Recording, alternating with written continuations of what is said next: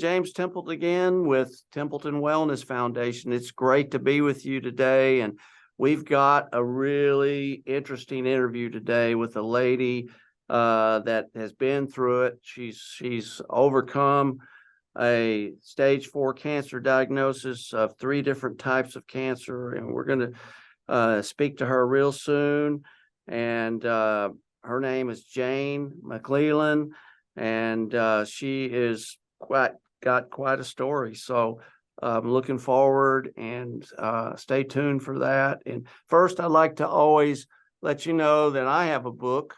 I used to have cancer, How I Found My Own Way Back to Health. This is about my story, how I overcame stage 4 melanoma. 37 years ago, I was diagnosed, so it's been over 35 years since I've had any issues with this, and I'm here and excited to be talking to you after all these years. And check out our interviews at Templeton Wellness, and check out the stories of other survivors, people that have overcome, most of them late stage cancers, and they've thrived, and some of them for 20 and 30 years or more. And it's very interesting to see the things that they did, just like the things that I have done and continue to do, because you have to always kind of stay on the path of health, and take care of yourself, and everybody should be, but unfortunately they're not until something bad happens. But anyway, and also check out my expert interviews. And today's going to be kind of a survivor and an expert interview for you. So we're getting kind of 2 things in one here. But, check out the interviews with some of the top experts in the world, and the things that they're doing to help their clients and their patients how to overcome cancer. And they're going to really educate you. You can learn a lot just in a couple of days. If you listen to Templeton Wellness, you're going to learn a lot of things. And I always like to say, get educated. If you have one of these diagnoses, it's a scary thing, but don't feel like you have to do something the next day. Educate yourself, make a really good decision, step back a little bit and take a deep breath, and know that there's so much you can do nowadays. And and I always like to say, look, if I can overcome cancer, and many of these people can overcome cancer, then why can't you? It just takes a little bit of a lot of effort, and educating yourself, and rolling up your sleeves and doing the work. And it's just about making changes, making healthy changes in your life, and getting to have a healthy mentality, and start to believe that, hey, I can do it. I can do this. If anybody could do it, I could. Kind of a mind over matter mentality, I like to say. So anyway, check all these out. Also check out Templeton List. This is a list of the healthiest restaurants in America. It's templetonlist.com. These are restaurants, farm to table, organic, all the best of the best. It works off of Google Maps. It's easy. You can go on your phone. It gives you directions. It's a wonderful tool to have if you're trying to eat healthier when you're out and about, and especially if you have to travel. It's better to eat at home if you're going through a serious situation, but so you can fully control what you're putting into your body. But check out Templeton List. I think you'll really find some great places to go and enjoy a good, healthier meal. And but anyway, let's talk a little bit more about our interview today. And we're here today with Jane McLelland, and she has quite a story. She was diagnosed, I believe, we're going to ask her here in a second, so I don't want to say the wrong thing. I think it was like 20-something years ago, 21 years or so ago, and with cervical cancer. And she went through a lot of the treatments, the chemotherapy and the radiation, and then she had a second bout with cancer, and this was in her lungs, secondary bout, and then ended up having cancer in her lungs, and also had a blood cancer. So she's been through it, and she's here today, and to tell us all the things she's done and how she overcame this. She even wrote a book, Starving Cancer. And I mean, it was an unbelievable book. And if you haven't read it, please get it. It's a wonderful book to get more education. And she's going to tell us all about all this. So Jane, welcome today. It's so good to have you from London. You're in London. So I it's am wonderful. in London. Wonderful a sunny to day see you. in London. Yeah. Well, that's good. Yeah. Sunny day is always good in London. Yeah. So yeah, thank you very much for having me on the show. And I did feel like I should be interviewing you about your melanoma journey, because that sounds fascinating. And I bet we did a lot of similar things in our journey. I'm sure you changed your diet a lot.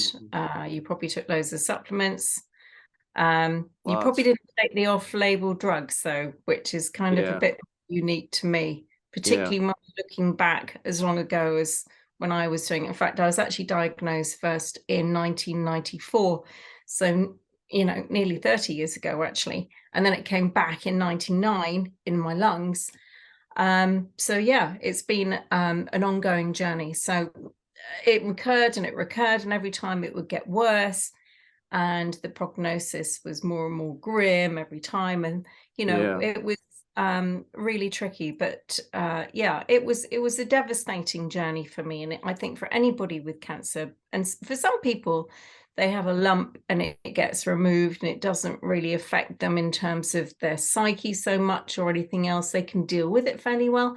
For me, I had cervical cancer very young age, and that meant that I had a hysterectomy. I couldn't have kids, and that side of things was really depressing. And I was also in a new relationship with my husband, but I didn't know that the relationship was going to last. It put everything into a sort of a huge quandary as to whether he was going to still be with me or what. I just didn't, I was left a little very unsure. It kind of took away who I was and sort of reduced me to sort of almost nothing. I had to try and build myself back up again from, it was devastating for me. Really. Thing was totally devastating. And then shortly after I was diagnosed, my mum then got diagnosed with stage 4 cancer. So she died in 96. And then, that I started looking around for alternatives and complementary things at that point to try and save her. And that's kind of what set me on that journey. So I was prepared when it came back in my lungs. I think I'd already started to slow it down. I changed my diet. I added things like green tea, and, I was adding quite a lot of supplements to try and slow it down. And green tea works because it blocks one of the fuel pathways, which is actually glutamine. But this is something we can talk about a little bit more. How to starve the cancer. But I was kind of starting to starve the cancer. And then, I started doing intravenous vitamin C. I started doing all those things. And then when it came back in 2003, and I thought I was doing fine, I had my cervical cancer markers below normal, thought we're all great, fine. And then suddenly I was tired, I was exhausted, and my markers were still fine. And I thought, well, what's going on? And then we ran some other tests and found out that I had myelodysplasia happening in my bone marrow. And of course, this is slightly different to the way that this feeds is actually different to the way cervical cancer feeds. So I was kind of starving my cervical cancer of glucose, but the leukemia type, it's a kind of leukemia in the bone marrow, was actually feeding more on amino acids, which is more protein. So I was kind of getting rid of one, but not getting rid of the other. But at this point, I knew whatever I was doing, it wasn't enough, and I needed to up my game. And I was already taking a lot supplements at this time. And I'd been pretty strict on my diet. I sort of let myself go a little bit by then, but I was still pretty strict with myself. Now you had chemotherapy at the beginning and also radiation, right? Yeah, that was why I ended up with the bone marrow cancer, because I had very high doses and I had a repeat when I got the lung recurrence. They gave me more chemotherapy, very high doses to start with. I managed to reduce it down. I didn't want to be on really high dose. I think for stage 4, patients are mostly overdosed on chemotherapy. I'm not saying don't do chemotherapy. I think, I think we should be looking at a greater cocktail. And I don't just mean supplements and things. What I ended up doing myself is taking some off-label drugs. So these are old drugs that are used for other conditions. So metformin, for example, which is given for diabetes, and statins, which is given for high cholesterol. So those came into my cocktail. A non-steroidal anti-inflammatory called etodolac that came into my cocktail. So I ended up putting some of these other drugs together as a cocktail. You did it yourself.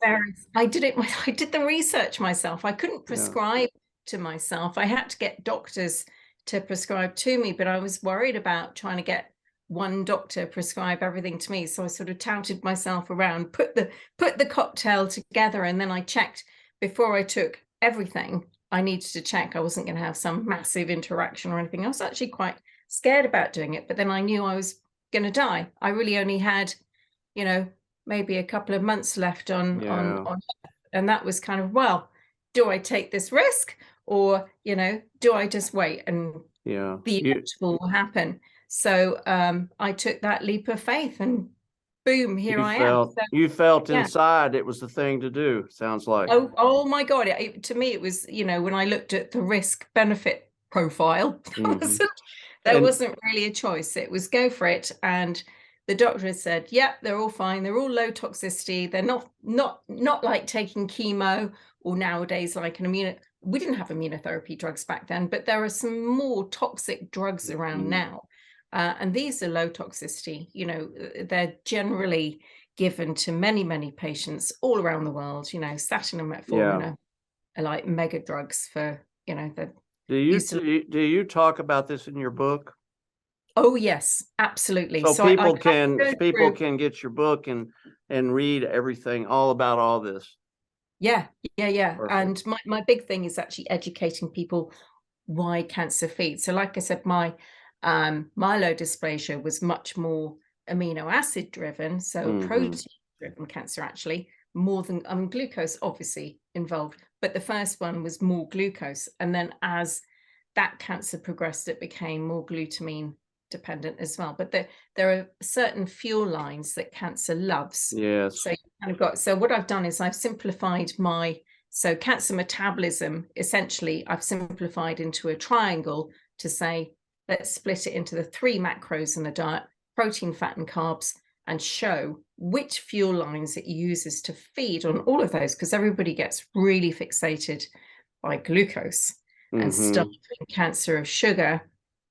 Actually, there are some cancers that don't feed quite so much on glucose and are very much driven or depend on certain amino acids, and actually starving those can actually be more effective than, the ketogenic diet is kind of like the diet du jour these days for cancer. But in fact, research came out today about the fact that interleukin-6 driven cancers will actually be potentially worse doing the ketogenic diet. So and there are ways to get around that and to do things to try and compensate for that. But you have got to look at particular types of cancer as to how they're driven and what actually drives them, in order to find the correct cocktail to try and starve them. I haven't done the full volume with but I allow patients the opportunity to go and do some research on their own. And I think this is really critical for patients to educate themselves. I don't give them all the answers because I think it's important, and because also it's a changing field.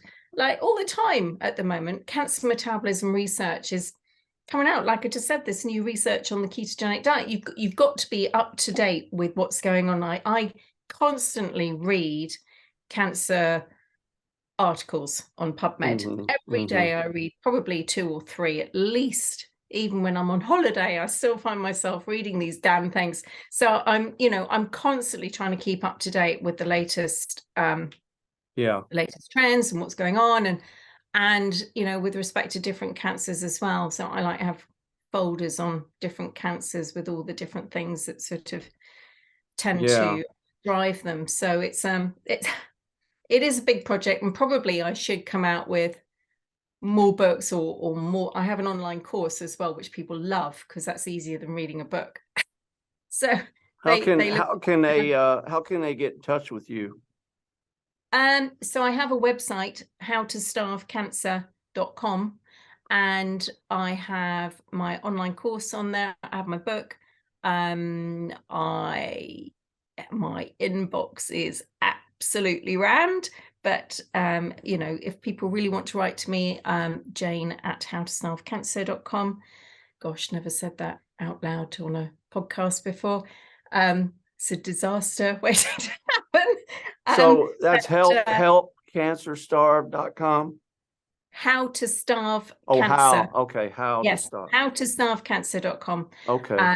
Which is effectively my approach. Is like, how do you actually block those fuel lines? Because I see it as fuel feeding the cancer. The cancer is constantly hungry. That's what you have to know. So if you want to get rid of a parasite or mice in your house or whatever, anything that's kind of feeding on you, you starve it. It'll go away. And that's exactly what you do with cancer. It is so driven by its need to have more nutrients than normal healthy cells. As soon as you starve it, and your healthy cells can withstand a bit of starving easily. They're adapted to that, but cancer cells aren't. Yeah. So the thing about cancer cells, they love most of them, and sometimes it's a little different with each cancer and each individual, and there's a lot of difference there. But the glucose and the glutamines are biggies.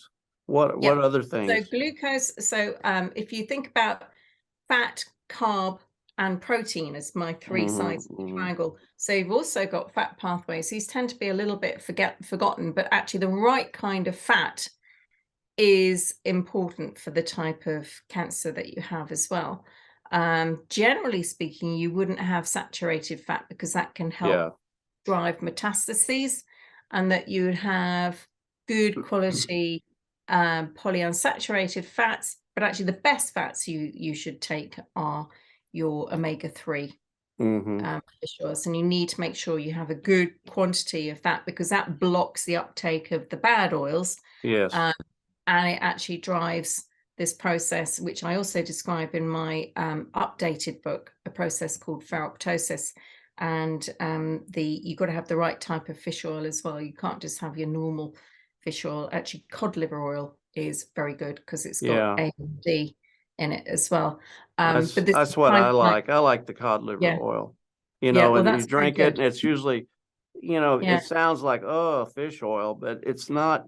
If you get good oil, it's doesn't have that taste. It can be maybe have some lemon flavor or something.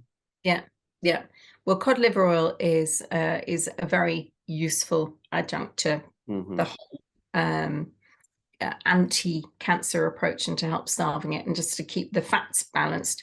In the glucose side is your carb, and then the glutamine side is your protein. So but there are some other proteins as well which are a potential problem, like serine and cysteine.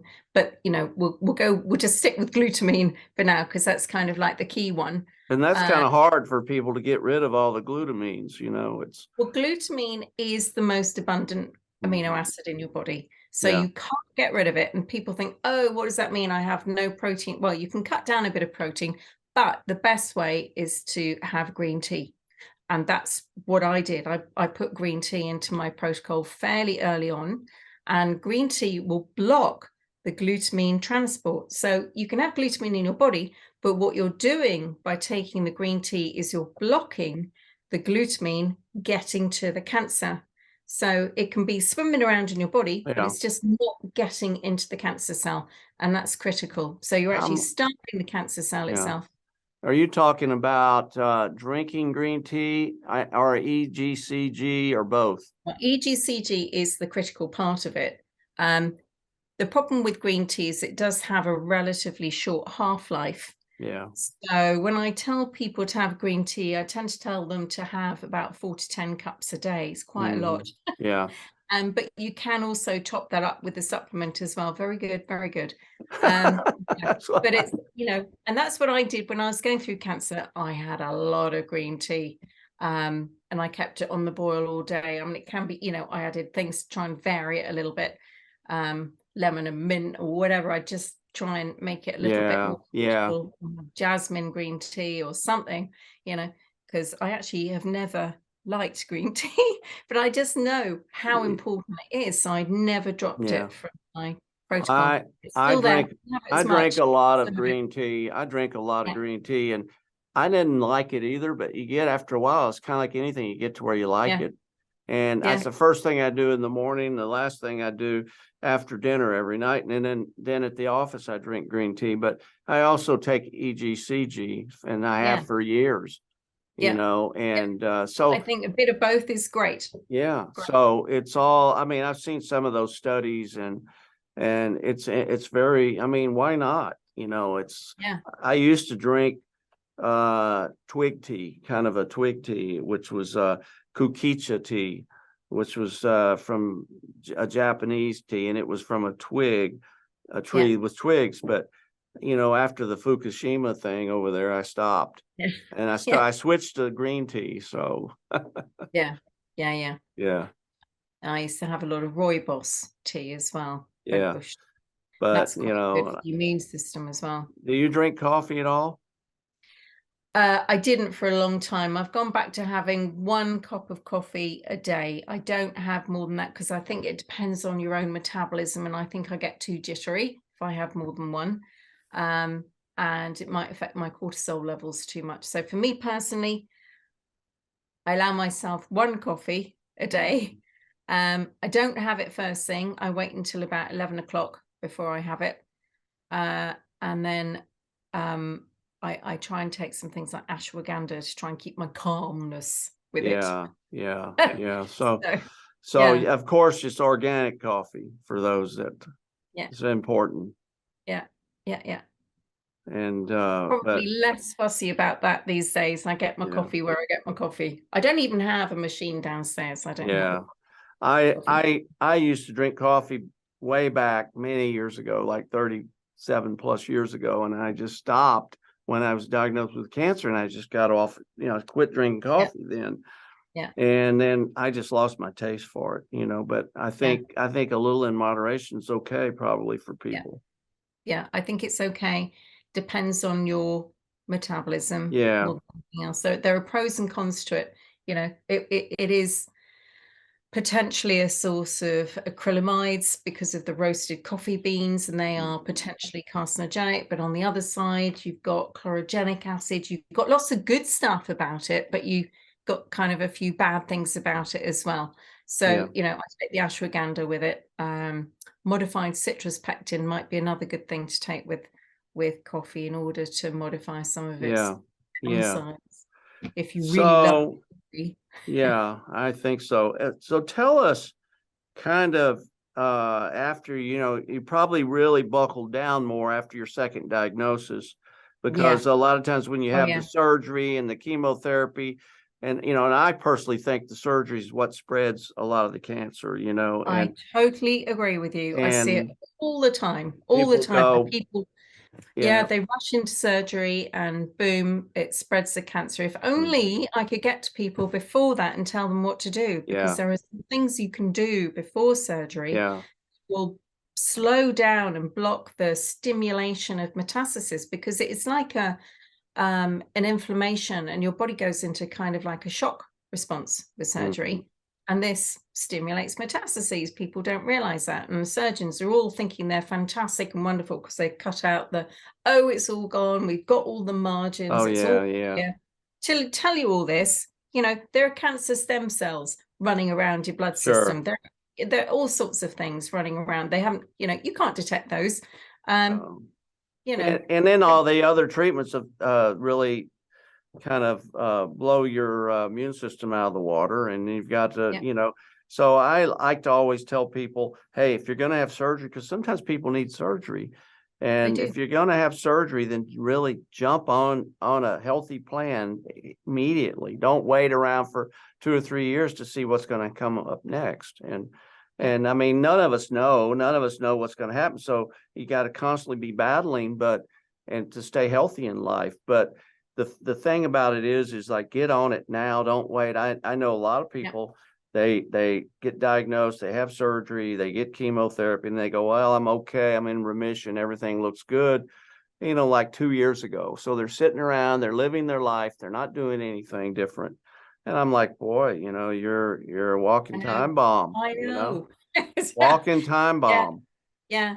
But you know, I have, on the rare occasion when friends come to me and say, oh, I've just been diagnosed, I think, great, you've come to me at the right time. You know, I can give you the info to try and stop the spread. And there is a cocktail that you can take of off-label drugs that will slow down the potential for metastases by about 70%. Imagine if we did that, if we got to everybody and said, take this before your surgery, and we slowed down cancer by 70%. It's like my big thing is that, can we please, you know, look at this? This would be amazing. And I plug on about that, but it doesn't really seem to be taken up very much anywhere. What's in a cocktail like that?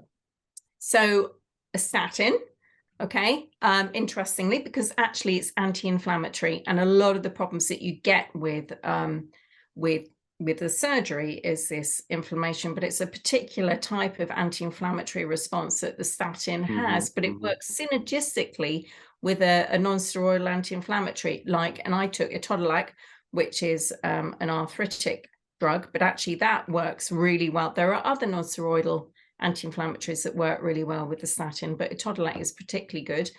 And then you've got propranolol, because the whole cortisol, adrenaline, all of that side of things get revved up by your body, and this stimulates cancer. Okay, so propranolol is a beta blocker. It's what they give you for it's just to lower your blood pressure a bit, and also, say you've got stage fright or something like that, you take that just before you go on stage. It just calms you down.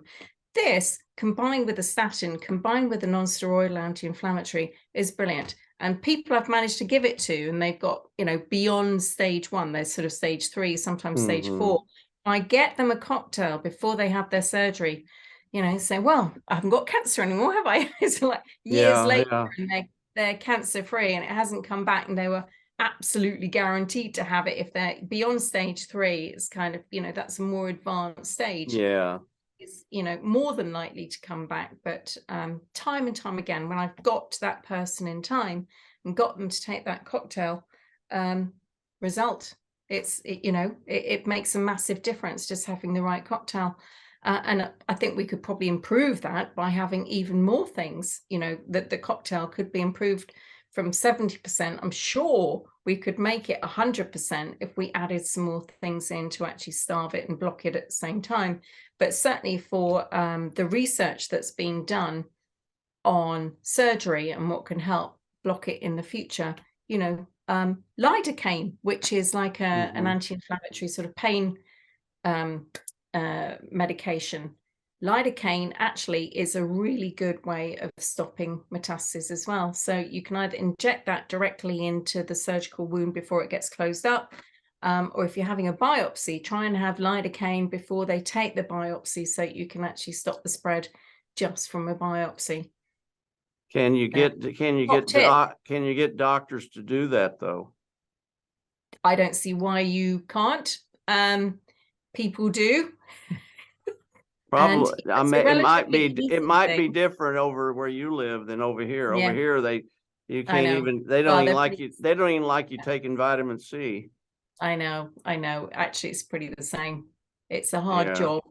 I think they're starting to listen a little bit more, because they know that, you know, we're not getting anywhere with the kind of drugs that we've got right now. We still haven't got a cure for stage 4 cancer. They keep talking about it. Cancer Research UK keeps raising money and raising more money, and it's all going towards looking at the latest drugs, which are monotherapies. And because the way they test drugs is they test one drug at a time, and when it reaches resistance for that, oof, they swap you and put you on a different drug. Well, that's because it's reworking its way around my metro map. All right. So, you know, you need to work out which routes it's taken, and then you work out which routes it's going to go next. You need a cocktail to block it going up the next route. So that's my approach, is kind of like a cocktail. You have to have a cocktail. It's got to be more than just sticking metformin in or statin or whatever. You've got to have a cocktail. You've got to have a combination of things that will block more than one pathway. You need, to be honest, well, the more advanced the cancer, the more pathways you really need to be blocking. Sure. Now, you know, when you were first diagnosed, and then you kind of, I know you were thinking that kind of, you know, like crossing your fingers that you wouldn't have cancer again. Then it came back, and then you started to do more and more research and started to say, you know, I've got to take the bull by the horns, as we say in Texas, where I'm from. And it's kind of like, I've got it. I'm in control now. I'm in control. So I've got to take control, and I've got to do my own research, and I've got to educate myself, and I've got to find some answers here. And then you start to find these answers, and you start to realize that this is what you're going to do. And you felt this in your gut, and you start to believe in what you're doing, because, you know, I think 50% or more is believing in what you're doing, is what I think. Yeah. And having a positive outlook going forward, and that I'm going to fight this with everything I have. And if it doesn't work for me, then it's not because I didn't give it 150%. That's how I look at it. Absolutely. And your story and my story is inspirational. I surrounded myself with stories like yours, books on all sorts of different stories that I knew would get me into that right frame of mind, because otherwise, if I looked at the research, you know, statistics of my survival were nil, really. So every time you look at the research, it's kind of so gloomy, so depressing. You need things to lift you back up again. It's like an emotional roller coaster. When you're going through cancer, you're up one minute and then crash. You read something, you come down, and it is the most unbelievably difficult journey when you have stage 4 diagnosis, and everybody expects you to die, and you know everybody's expecting you to die. Everybody acts a little strange sometimes around you, and you feel that, and you start to almost like you're contagious or something. I felt that. And it's like, oh, this poor guy, you know, but you don't say that, but it's, you know, and you're starting to realize that you're going to probably not be around if you don't take control and do things yourself, like you did and like I did. And tell me some of the things. So I know you have this cocktail that you, but I want to know about that. But I want you to tell us, like, what's your day like? What would you like in, you know, like just in a real quick, like, what would you have for breakfast and through the day to eat? And what are some of the what do you take during the day? And what's your day like? Is it doable for most people, or most people are going to think, oh, it's, you know, I can't work anymore. I got to take time off. Or I mean, you know, but a lot of people. Problems with things like Gerson or things like that, where you have to do these coffee enemas. I did do some coffee enemas back in the day. You know, don't do them now. I probably would benefit from maybe having an occasional coffee enema, but I did that a little bit to start with, and then I drifted away from that. But I think actually doing some cleanse and some detox is also important. And so I did do that, and I was juicing quite a lot to begin with. And that does take time. It does, you know. I was doing a lot of carrot, a lot of apple and celery and beetroot and things like that. So I was doing that kind of thing. In the morning, I'd have a juice and take my supplements, because much easier to take supplements with the juice. I think, and I think supplements are really powerful. And the body takes what it needs, and people go, oh, it's just expensive urine and stuff like that. Yeah. But the body takes what it needs and it gets rid of the rest. And you don't know how much it needs on a given day. So why not give it anti-cancer supplements, things that are cancer fighting supplements, just like food and just like certain eliminate certain things in your diet, based on your type of cancer maybe, or your individual, gut feeling or whatever, because I've seen people become, healed or become survivors, I guess you could say, of cancer, eating all kinds of diets from vegan to like keto to paleo to macrobiotic, you name it. Yeah. And Gerson actually, I think, has better results for melanoma. Interestingly, I don't know what diet you followed. What's that? What'd you say? The Gerson therapy seems to be better for melanoma. Yeah, it works pretty well for that, because I think it's I don't know. I think a lot of it at one point, the Gerson, back when I was first getting into this, the Gerson was popular for melanoma. I didn't use that program, but they were eating raw liver back in that day. And I just, that's something I couldn't do. I hate liver, but I could take the supplements, the pills, but also the Gonzalez protocol was very good. So also lots of enzymes. Yes, a lot of enzymes and I mean 200 pills a day, and a specialized diet based on each individual's needs, based on their autonomic nervous system, and everybody's a little different. So I mean, I was told that if I had melanoma and I worked with him, I would probably be eating meat every day, red meat. Now other kind of cancers, that's a no. It just depends on it. That's why there's a lot more to it. Yeah, you did the Gonzalez protocol with lots of enzymes. Is that what you did? No, I did the Macrobiotic diet with lots of vitamin C, and then I graduated to something called Iscador, which is mistletoe, and then I got into parasite cleansing and because I didn't know about all this, and it was all new to me. I started getting into the cleansing part and the colonics and some coffee enemas, but I started to do. But I was on this macrobiotic diet for 6 years, very strict, and I mean it's like a broom, sweeping yourself out. I mean it's so much fiber and vegetables, and I did it very strictly, and I never, I didn't eat fruit for 4 years. I was so strict, and I got to where I needed to make a few changes. I knew that, and I was doing okay, but then I started to eat more protein and vegetables, and a diet more kind of like a paleo type diet, nuts and seeds, more healthy oils, the fish oils, all the things. I mean, I take 200 supplements a day to this day. I have for over 30 something years, but it's all, anti-inflammatory, huge amounts of anti-cancer fighting supplements. And I eat a healthy organic diet, all organic, unless you just can't get it somehow or another, but you do the best you can, and you stay active, and you exercise, and you diet, detox, supplementation.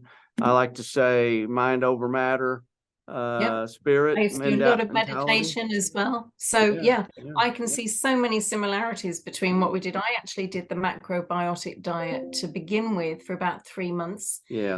And then my doctor had said, actually, you need a bit more arginine. Now, arginine is one of these amino acids that can fuel some cancers, like brain cancer, prostate cancer.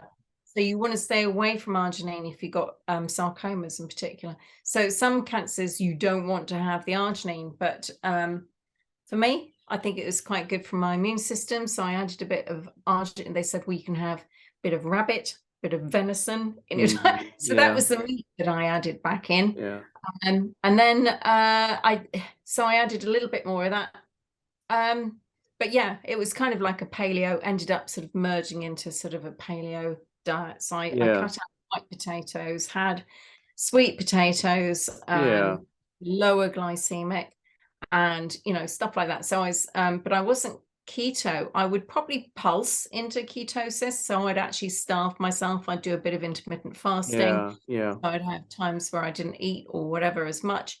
So it wasn't a ketogenic diet, but it was certainly low glycemic, and at one point I really was lean. I mean, there wasn't an inch of fat on me.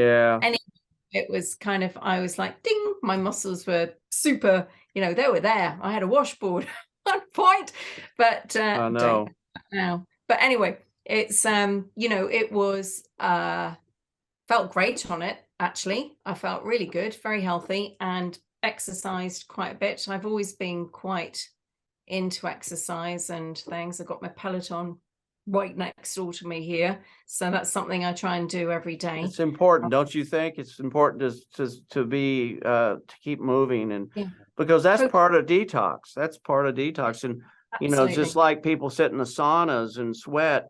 Well, exercising and sweating, I do a lot of biking and things like that, and you sweat. You're out in the side and you're exercising, you're moving, your lymph's moving, your body's detoxifying.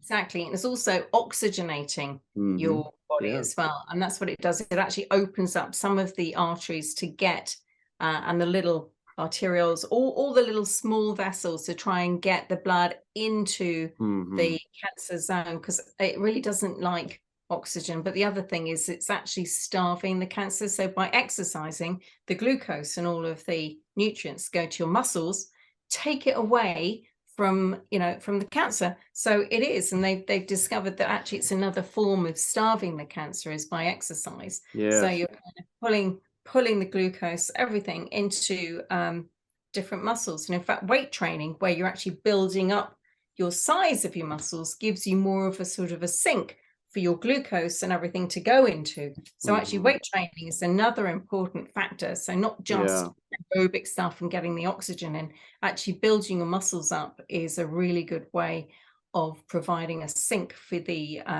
glucose to go in. You're right. And oxygen is key, because cancer doesn't like oxygen. Most people that have cancer have a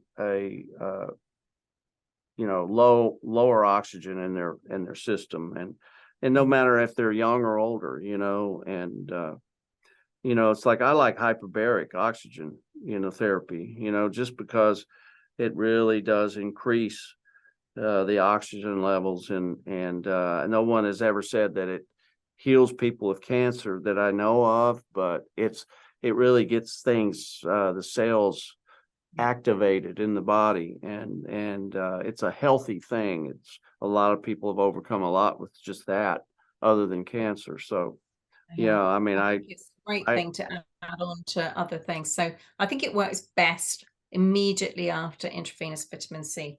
So that is pro-oxidant. Everybody thinks vitamin C is antioxidant, but when you're having it as an IV intravenously, you have a much higher dose, and it reacts differently in the body, and it actually produces hydrogen peroxide, which then turns into hydroxyl radicals. So these are oxygen-free radicals running around in your body that you produce next to the cancer, really targeted by taking the intravenous vitamin C. It's a really good way of oxygenating the body, and doctors are still fixated by it's an antioxidant, you shouldn't have it. Research is backing that up now, and they're having to eat their words. They're also having to eat their words about the whole ketogenic diet at the moment. That's suddenly becoming much more, okay, well, maybe we have got that wrong. Maybe it does help, the thing is funny how you hear things like, there's new studies to suggest this or that, and it's stuff that we've known 30 years ago. It's like, come on.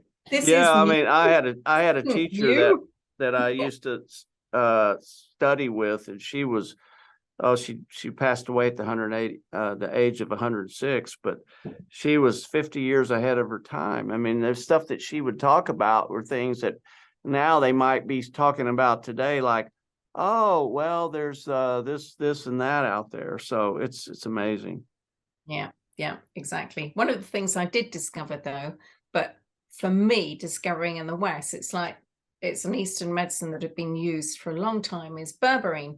Yeah. Berberine is like a natural version of metformin, but I was looking at research to try and stop the inflammation, to starve the cancer, to, you know, it was a keratinizing. So I was looking at sort of psoriasis type treatments, and I just stumbled across berberine, and it came out with all this stuff about how good it was for anti-cancer. I thought, well, I'll ask people about it. Nobody knew anything. So all my doctors, nobody knew anything. But I just thought, you know what, this sounds such a good thing. And you couldn't get berberine as a supplement back then. I could get it as a full spectrum herb, but I couldn't get it as the actual extract berberine, which you can kind of get all over the place now. Everybody's into berberine. In fact, I think on TikTok it's trending as viral at the moment because everybody thinks it's great for weight loss.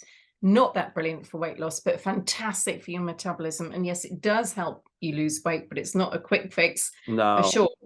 I take a lot of berberine, and if it was, I mean, you know, it's good. I mean, that and curcumin and and quercetin and all those three. I love those three combination, and a little resveratrol. Resveratrol is good too. Yeah, brilliant. They're all very good at starving different pathways of the cancer, and they work synergistically. That's the great thing. Is they actually, so quercetin will block the GLUT1, which is the glucose receptor, which pulls the glucose in.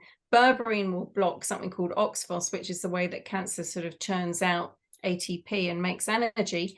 Curcumin blocks something called autophagy, which you'd think is a good thing, but actually sometimes can be a bad thing. It also blocks something called mTOR, which is kind of like a protein signaling thing. So it's more on the protein side. And then you've got, what was the other one we said? Resveratrol works on some of the glutamine starving pathways as well. So you've got lots of different things, and they work synergistically together. And people think, you know, resveratrol, oh, I was just drink red wine all the time. That's, you know, you can't get enough from that, you know. 50, I think it was 50 glasses to get a sort of a reasonable dose of resveratrol, daily dose. I think definitely that's not maybe a little over the limit. Definitely not a good thing if you have cancer to be drinking a lot of red wine. No, definitely not. Yeah, and people sometimes do think it's good because it's not good. No, exactly. No, you need to have the supplement for sure. So what other supplements do you think are key supplements for you and others? I think ursolic acid is really good. You may not have heard that, but it actually works synergistically with curcumin to block some of the glutamine pathways. There are a lot. There are quite a few. You know, it depends on the type of cancer and what you're trying to block. So some cancers are more fat driven, for example. So you've got prostate and colorectal and breast, liver cancer, pancreatic. They're actually they have a large component. They're not totally fat driven, but they are very much fat driven, and you need to block those pathways as well. So Danshen is something I really like. That blocks some of the fat uptake. Niacin, really good. So there are, you know, different things depending on the type of cancer and which one is, you know, more interesting and more specific for your particular cancer. And that's kind of where I come with my research. I try and get people to research what's known as the phenotype. So your genotype is kind of what the genes say, but actually the phenotype is the expression of those genes and how it's feeding. What is it feeding on, and which pathways on my metro map? So I have this metro map, which is kind of like I call it like my lines going into Piccadilly Circus. All right. So it's all the sort of different fuel lines coming in, like a map, like the underground. But anyway, it's all about trying to work out the pathways that are more dominant in your particular type of cancer. So you need to know, is it fat driven? Which of those fat pathways are important for my type of cancer? And then they kind of work it out. And this is a task I set people, and they kind of like, I can't do this. This is too much. And then, but then they start to get it, and they really click, and then they love it. They love the learning process. They do. Initially, they might go, can't deal with this. This is, beyond me. But then once they get it, that actually it's relatively simple. All you need to do is look up the pathways on my map. I've even got the answers, what will block each one. Sure. Written on the map. So, quercetin blocks GLUT1. So, you just have to work out which are the really powerful fuel lines for your type of cancer. And then you kind of work out your cocktail. It's not quite. So how many cocktails a day would someone drink? Oh, no. So you work out a specific cocktail to block your cancer. Yeah. And then it's like you take supplements at morning. You might take enzymes mid-morning. You might take some more supplements at lunch. You might take some more at tea time. Then you'll take some more in the evening. That's what you do. So you split them up, but you take the same stuff pretty much several times a day, because you want to block those fuel lines. And you do you need to eat a little something? Do you need to eat a little something when you take these supplements? Yeah. Mostly you have something to eat. Although actually with some of the things, they work better in a fasted state. Yeah. So metformin, for example, although normally speaking, if you're diabetic, you have it with food to try and slow down the whole sugar uptake. With cancer, if you take it when you're fasted, what it does is, because fasting works on blocking something called glycolysis, which is that fermentation process that cancer cells do, and they use a lot more sugar. So by intermittent fasting, you're lowering the sugar, lowering the glycolysis, but you also need to block another corresponding pathway, which is OXPHOS. And that is what Berberine and metformin, which are very similar, they actually work on that pathway. So you're actually blocking two corresponding pathways. If you block one, the other one will compensate, and vice versa. So you've got to block them both together. And actually intermittent fasting and taking Berberine or metformin on an empty stomach actually is better than taking it without. But some people can't do that. You can get diarrhea, you can get all sorts of problems with metformin and Berberine as well to start with. Mostly if you persevere, that'll go, because you're actually changing your gut microbiome by taking those two things. That's how they work. They're mostly on the gut microbiome, but it's a slow job, and it's and sometimes you got to take a break every once in a while, because this stuff it's a little tough on your digestive tract a little bit, especially some of these anti-inflammatory like curcumin and I mean, you gotta like take a breather not for a long time, but just like that's why I like colonics and things like that, to really just really detoxify and then clean out things and get back started again. It just seems to work well, and like once a week or whatever, if you can do it. If you're taking a lot of things, I mean, like enzymes, for example, proteolytic enzymes, you would want to take those on an empty stomach, of course.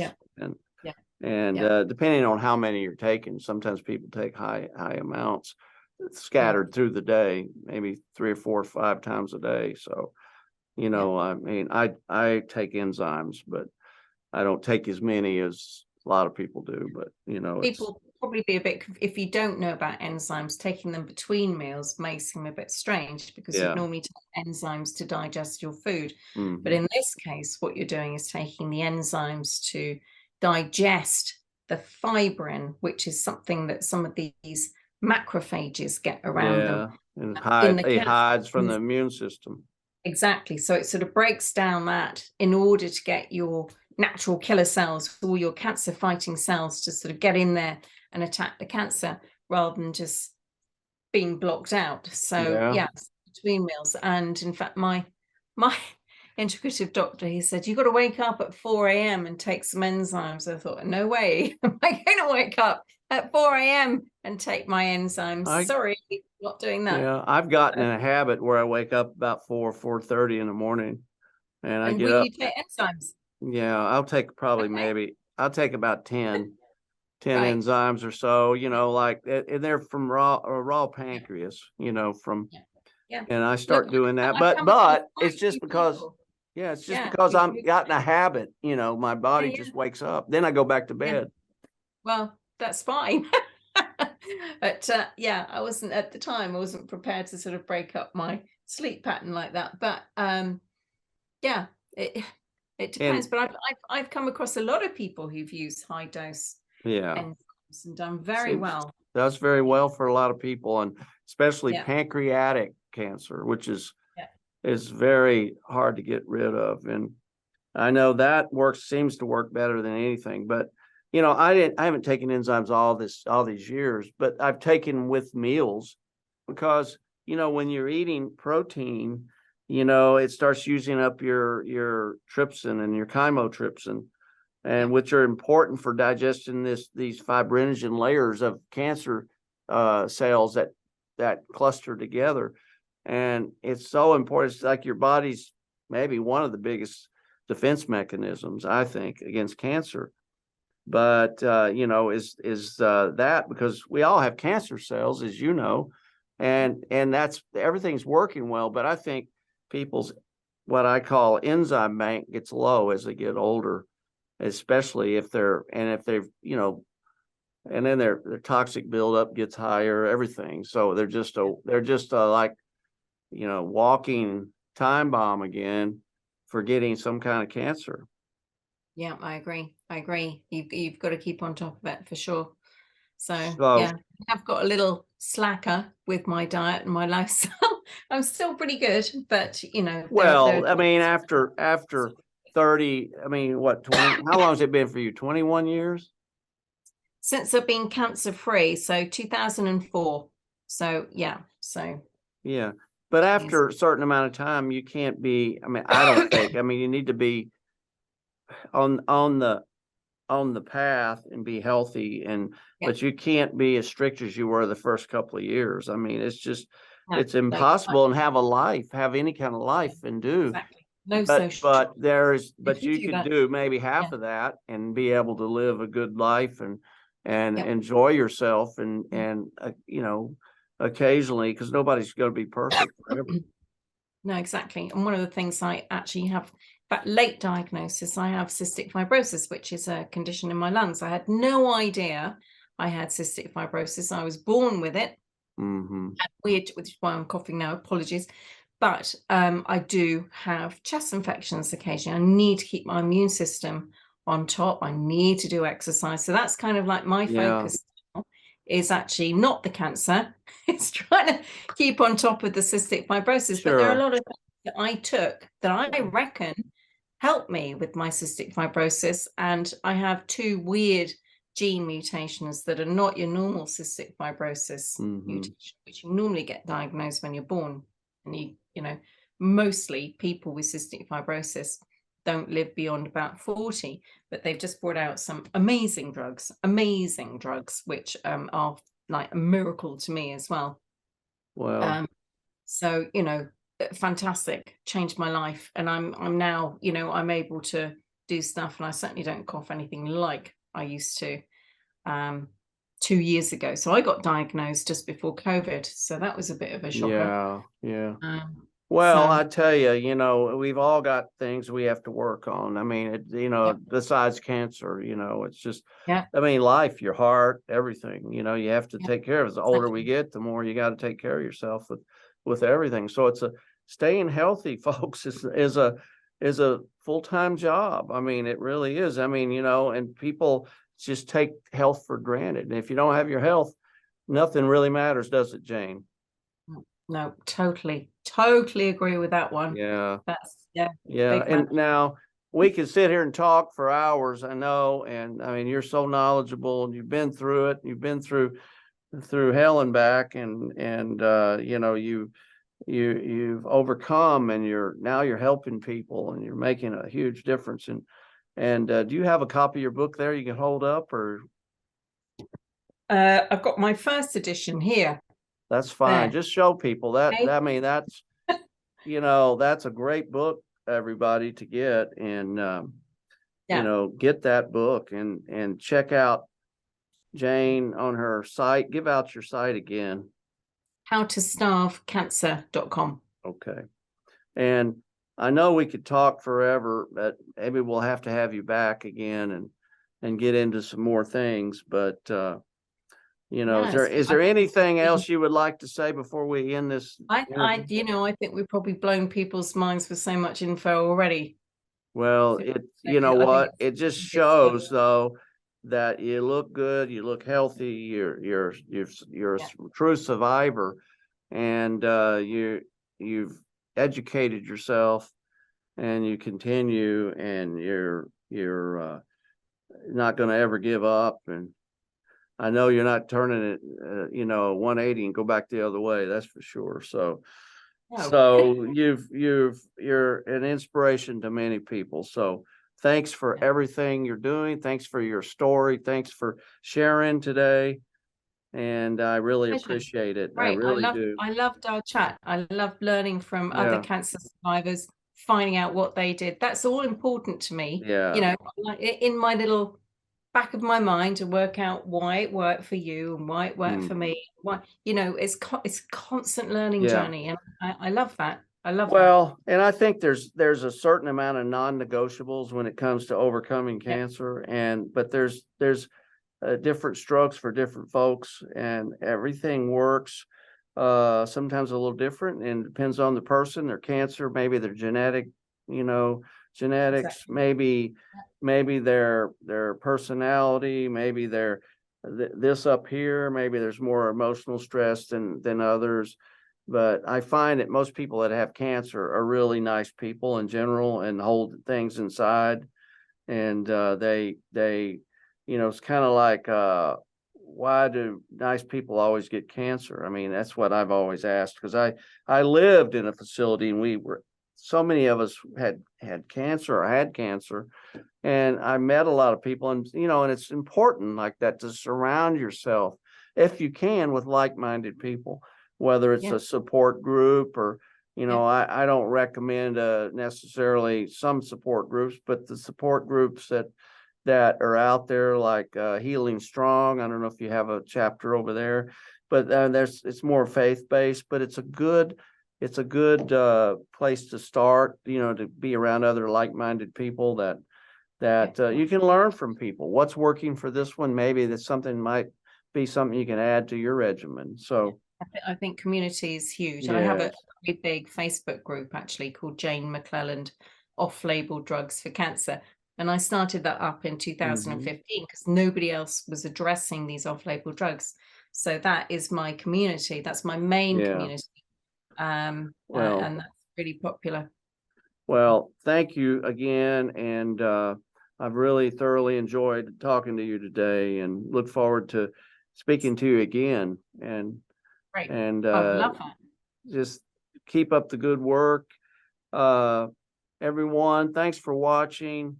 This is James Templeton. We'll see you next time. Have a great day.